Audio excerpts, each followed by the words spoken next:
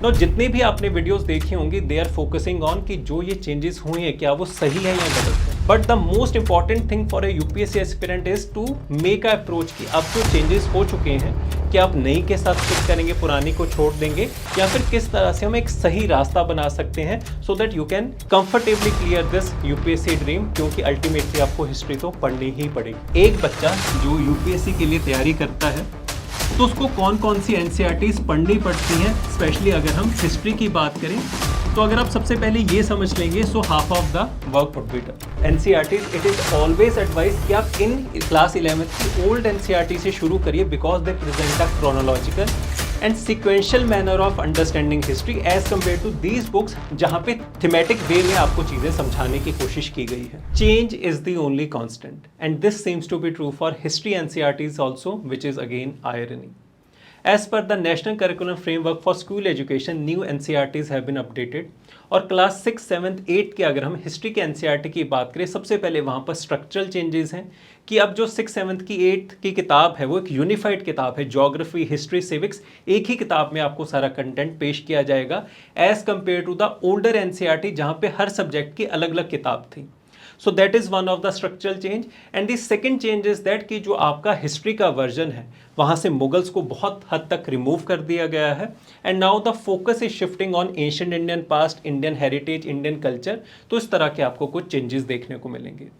No जितने भी आपने वीडियोस देखी होंगी दे आर फोकसिंग ऑन कि जो ये चेंजेस हुए हैं क्या वो सही है या गलत है। But the most important thing for a UPSC aspirant is to make a approach कि अब जो चेंजेस हो चुके हैं क्या आप नई के साथ स्टिक करेंगे, पुरानी को छोड़ देंगे, या फिर किस तरह से हम एक सही रास्ता बना सकते हैं so that you can comfortably clear this UPSC dream. क्योंकि अल्टीमेटली आपको हिस्ट्री तो पढ़नी ही पड़ेगी। तो अगर हम शुरुआत से शुरू करें सो रिसेंटली आपने इस तरह के बहुत सारे न्यूज़ आर्टिकल्स को देखा होगा where NCERT has given some of the clarifications कि क्या हम ऐड करेंगे, क्या हम ऐड नहीं करेंगे, क्या क्या चीज़ें रिमूव की गई हैं। बट आई होप कि अब तक आपने इसके रिलेटेड बहुत सारी चीज़ों को देख और सुन लिया होगा। तो अगर हम एट फर्स्ट सबसे पहले ये क्लैरिटी अपने आप को देने की कोशिश करें कि एक बच्चा जो यूपीएससी के लिए तैयारी करता है तो उसको कौन कौन सी एनसीईआरटीज़ पढ़नी पड़ती हैं, स्पेशली अगर हम हिस्ट्री की बात करें। तो अगर आप सबसे पहले ये समझ लेंगे so half of the work would be done. So our history NCERT starts from class 6, 7th and 8th। तो ये पहले हम 3 एनसीईआरटीज़ को पढ़ते थे। Class 6 was for ancient history, class 7th was for medieval history and then class 8th was for modern history. And then after these class 6, 7th and 8th, we also used to cover class 11th NCERT, जिसके अंदर again 3 parts हैं। Themes in Indian history, part 1, part 2 and part 3। Again this was for ancient, for medieval and then for modern. So in total हमारे पास 6 NCERTs थी विच वर इन curriculum, जो कि school के बच्चे पढ़ते और हमें भी पढ़नी पड़ती थी when we prepare for UPSC examination. But apart from that अगर हम ओवरऑल यहाँ पे समझने की कोशिश करें were these the only NCERTs that we used to cover, so the answer is no. अगर हम यहाँ पे देखें इसके अलावा भी जो क्लास 11th की ओल्ड एनसीईआरटीज़ थी विच वर डिसकॉन्टिन्यूड वे बैक, जो कि आप शायद जानते भी होंगे bye the name of are S Sharma, कि यहाँ पे ऑथर के नाम से ये एनसीईआरटीज़ अब मशहूर हैं, Satish Chandra and Vipin Chandra. Ancient, medieval and modern. So the reason I am presenting all of these books is that कि जब ये नई NCERTs प्रेजेंट हुई क्लास 11th की part 1, part 2 and part 3 themes in Indian history, तो इसका ये बिल्कुल भी मतलब नहीं था that we discontinued reading these old NCERTs। आज भी अगर आप यूपीएससी की तैयारी को शुरू करेंगे so before reading these NCERTs it is always advice कि आप इन क्लास 11th की ओल्ड एनसीईआरटी से शुरू करिए because they present a chronological and sequential manner of understanding history as compare to these books जहाँ पे थीमेटिक चीज़ों को थीमेटिक वे में आपको चीज़ें समझाने की कोशिश की गई है। सो आई होप कि इस एग्जाम्पल से आपको ये समझ में आएगा that when these new NCERTs came, it was not that कि हमारा जो बर्डन है वो रिड्यूस हो गया, हमारा बर्डन रादर और इंक्रीज हो गया क्योंकि हमारे पास एडिशन हो चुका है। And now in the same ways अगर हम अब रीसेंट अपडेशंस की बात करें, रीसेंट चेंजेस की बात करें, so what are the changes? So now पहले जो क्लास 6, 7th एंड 8th की एनसीईआरटी थी, this was for class 6 history की ancient history, medieval and modern. Now these classes have a integrated social science book, which means कि पहले जो NCERTs history की अलग आएगी क्लास 6 की, क्लास 6 में ज्योग्राफी की अलग होगी, सोशल साइंसेस की, सिविक्स की अलग होगी। अब पूरी क्लास 6 के लिए सोशल साइंसेस की एक सिंगल किताब रहेगी एंड अंडर दैट आपको हिस्ट्री एक वन ऑफ द सेक्शन देखने को मिलेगा एज कंपेयर टू जब पहले पूरी ही एक किताब थी।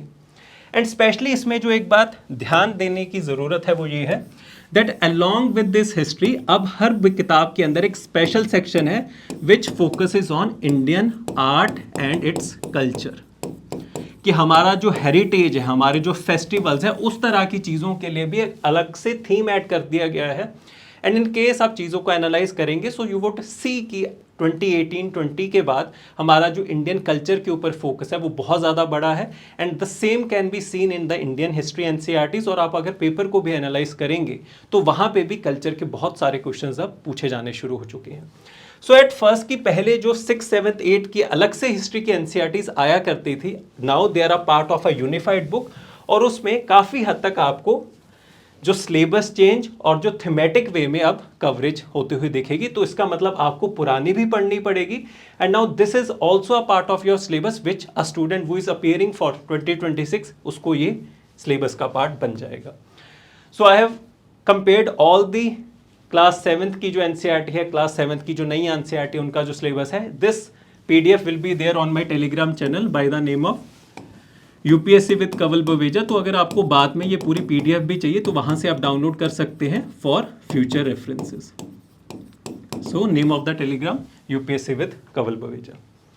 नाउ मूविंग फॉरवर्ड, तो इसके अलावा जो हम क्लास 11th की एनसीईआरटीज की बात करें which are a part of curriculum, so class 11 themes in Indian history part 1, part 2 and part 3, but ये अभी अपडेट नहीं हुई है। They will be updated by 2026 and 27, so you have that time. अगर ये भी अपडेट हो गई होंगी तो ये भी आपका करिकुलम का पार्ट बन जाएंगी। सो +3 और हो जाएगा। फॉर एवरी न्यू अपडेशन आपको नया पार्ट भी पढ़ना पड़ेगा and for every old NCERT आपका वो भी सिलेबस का पार्ट बन जाएगा, same as compare to R S Sharma, Satish Chandra हम आज तक पढ़ते हैं। Because the question can be asked from any book, any single idea, any fact can be asked and it is required by a UPSC student कि उसको ये चीज़ पता हो। and at least जो NCERTs हैं हम उसके ऊपर ये argument नहीं कर सकते that it was a part of the NCERT और हमें हमारा क्वेश्चन गलत हो गया। One of the important thing that you need to focus over here is that we have not talked about class 9th, class 10th and class 12th NCERTs. The reason is that कि ये जो class 9, 10th and 12th की जो अभी की NCERTs हैं they focus on world history. And since world history is not that important, is not a part of your prelims examination, तो उस वजह से हमारे लिए important नहीं है और else ये भी हमें पढ़नी पड़ती है अगर सिलेबस और बड़ा हो जाए।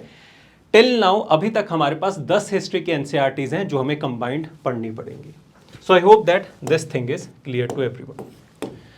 देन उसके ओवरऑल अगर हम बात करें जो पुरानी एनसीईआरटीज थी, these were the one that you need to cover. And अगर हम स्पेशली आर्ट्स की बात करें तो आर्ट्स के लिए क्लास 11th की फाइन आर्ट्स की एनसीईआरटी है जो कि आपको कवर करनी पड़ेगी। सो इन टोटल अगर हम ओवरऑल बात करें आपके पास इतनी सारी एनसीईआरटीज हो जाएंगी और यहाँ पे जाके आपका एंड होगा।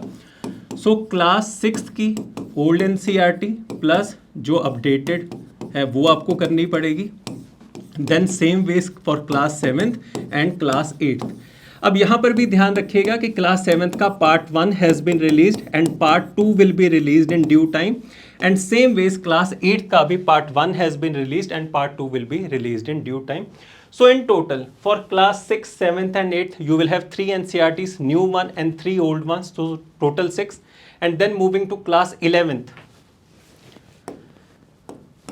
For class 11th, you will have these old 3 NCERTs, these 3 new ones, so total 6.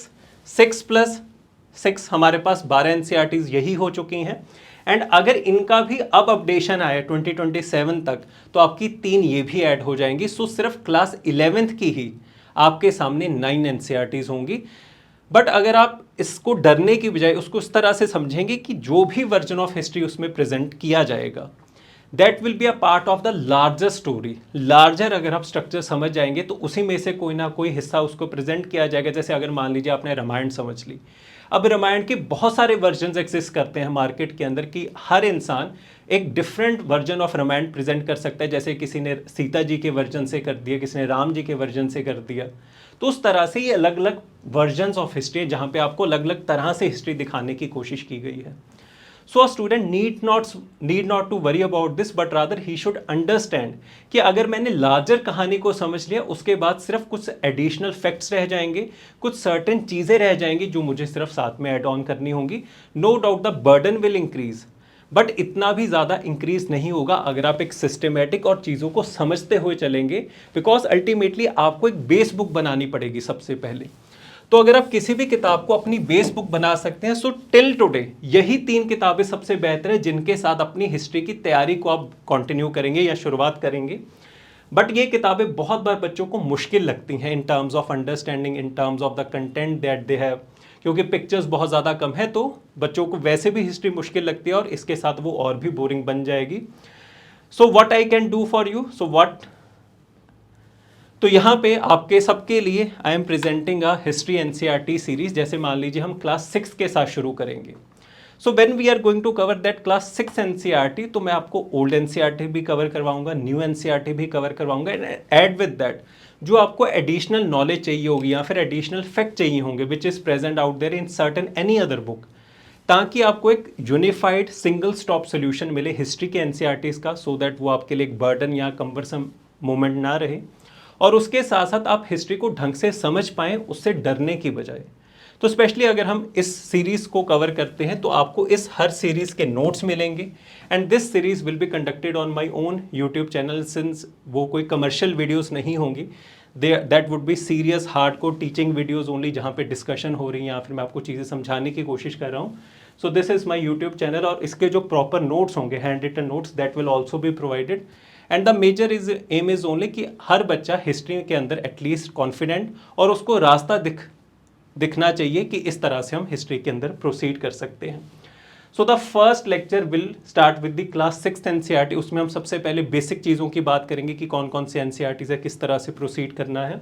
All the lectures will be in recorded format and we will be starting by 29th of July and every week we will cover one class NCERT और उस तरह से अगले 1 या 2 महीने में आपका ये जो पूरा हिस्ट्री के NCERTs का पूरा डिबेट है वो सेटल कर दूंगा मैं एंड आई विल ट्राई कि मैं आपकी ज़्यादा से ज़्यादा मदद कर सकूँ। एंड स्पेशली अगर हम लास्ट के सेक्शन की बात करें कि जो ये हिस्ट्री चेंज हुई है या फिर जो different version of history present की गई है, क्या ये सही है या गलत है। जब आप हिस्ट्री को पढ़ेंगे आपको ये समझ में आएगा that everything that you believe in, everything that you believe to be right और रॉन्ग, वो राइट और wrong is based upon the information that you have consumed till now. आपको जो भी दुनिया का सच बताया गया है वो उसी बेसिस के ऊपर है जो आपके पास इंफॉर्मेशन आपने कंज्यूम की है। तो वो अगर हम इंफॉर्मेशन को चेंज या फिर डिस्टॉर्ट करेंगे तो अगली जो जनरेशन है उनकी जो रियलिटी है वो डिफरेंट हो जाएगी। They will believe in a different sense of story. But उसका क्या ये मतलब है कि जो हम जानते हैं वो एकदम सही है? So that can also be doctor, that can also be engineer कि हमारे पास जो इन्फॉर्मेशन है। तो ये हर जनरेशन, हर सदी की यही सबसे बड़ा चैलेंज है कि आप सही फॉर्म ऑफ हिस्ट्री या फिर सही फॉर्म ऑफ नॉलेज को कैसे आगे पास ऑन करेंगे ताकि उस नॉलेज की ऑथेंटिसिटी बरकरार हो सके और उस नॉलेज की जो रियल वैल्यू है वो हम आगे पास ऑन कर सकें। और जब भी सरकार चेंज होगी, जब भी कल्चर चेंज होगा, जब भी युग चेंज होगा तो हमारे इंसानों का टेम्परामेंट चेंज हो जाएगा, हमारी सोच चेंज हो जाएगी, तो हम अलग अलग वर्जन्स ऑफ हिस्ट्री को मानने लग जाते हैं। तो अगर आप इस पहलू से, इस लेंस से इस पूरे चेंज को देखें, so you would really understand that this is just a part of the changing time. कि पहले भी जब भी टाइम चेंज हुआ, सरकार चेंज हुई, तो इसी तरह के आपको एक्टिविटीज़ देखने को मिलेंगी। So rather than debating on all these ideas, although ये भी आपको पता होना चाहिए कि क्या हुआ क्या नहीं, कोई फैक्ट सही है या फिर गलत है, किसके ऊपर डिबेट हो सकता है, But it is very much required for a civil servant that rather than sticking to a single opinion, he should see that as a third person कि जो हुआ उसके क्या merits हैं और क्या demerits हैं. अगर आप चेंज को सिर्फ मेरिट एक साइड के ऊपर देखेंगे या फिर सिर्फ मेरिट की तरह देखेंगे तो आपको हमेशा हाफ ट्रुथ सामने आएगा, आप कभी भी कंप्लीट ट्रुथ नहीं देख पाएंगे, which is very much required for a civil servant. So I hope कि इस पूरे लेक्चर के थ्रू मैं आपको ये क्लैरिटी दे पाया होगा कि आपको कौन कौन सी एनसीईआरटीज कवर करनी है बीइंग अ यूपीएससी एस्पिरेंट, पहले कौन सी चला करती थी, अब आपके सामने कौन सी हैं, और मैं आपको लिख के दे सकता हूँ that in case you sufficiently cover these NCERTs, आपको इनके अंदर चीज़ें जो पता है लिखी हुई हैं, तो आपको इसके अलावा और कोई कोचिंग और कोई रादर आपको किताबें पढ़ने की भी ज़रूरत नहीं होगी, ना ही कोई नोट्स पढ़ने की ज़रूरत होगी. Because when I will be teaching you these NCERTs, मैं आपको साथ साथ दिखाऊंगा कि यहाँ से क्वेश्चन पूछा गया, इस साल इसमें से क्वेश्चन आया, सीधे डायरेक्ट लाइन्स में से क्वेश्चन पूछे जा सकते हैं. Because it is that simple. बस उसको बहुत कॉम्प्लेक्स, बहुत मैग्नीफाई करके दिखाया गया है ताकि बच्चा उससे डर सके. बट नहीं, ये ज़रूर है कि आपको मेहनत ज़रूर करनी पड़ेगी, आपको hours of hard work put in करना पड़ेगा, बट अल्टीमेटली यूपीएससी की वो डिमांड है, और अगर आप ढंग से चीज़ों को करते जाएंगे so you will find your way forward. So I hope मैं आपको ज़्यादातर चीज़ें क्लियर कर पाया हूँगा, कहाँ कहाँ चेंजेस हुए हैं, किस तरह के चेंजेस हुए हैं, आगे चल के कौन सी किताबें अपडेट होंगी, आपको कौन सी किताबों को रेफ़र करना है और हम किस तरह से अप्रोच कर सकते हैं. मैं आपकी लेक्चर्स के थ्रू, नोट्स के थ्रू मदद कर सकता हूँ. The lectures will be conducted on my own YouTube channel Kawal Baweja, आप जाके सर्च कर सकते हैं. हैंड रिटन नोट्स आपको मेरे टेलीग्राम चैनल से मिल जाएंगे in case you have not subscribe to it, by the name of UPSC by Kaval Baweja. And in case after this you have some of the doubts, any of the queries regarding to this controversy or these changes, please write that down in the comment section. मैं उसको reply करने की कोशिश करूँगा, और जो अगली video होगी उनमें उस सारे सजेशंस को इनकॉर्पोरेट करने की भी कोशिश की जाएगी. So this was all for today, and in the end we would like to end with the Mark Twain's famous quote that the very ink with which history is written is merely fluid prejudice. I hope कि आप इसको reflect करेंगे, आप इसको समझने की कोशिश करेंगे, so that एक आप ढंग से सिविल सर्वेंट बन पाएं rather than just a observer, just a public participant. Thank you so very much.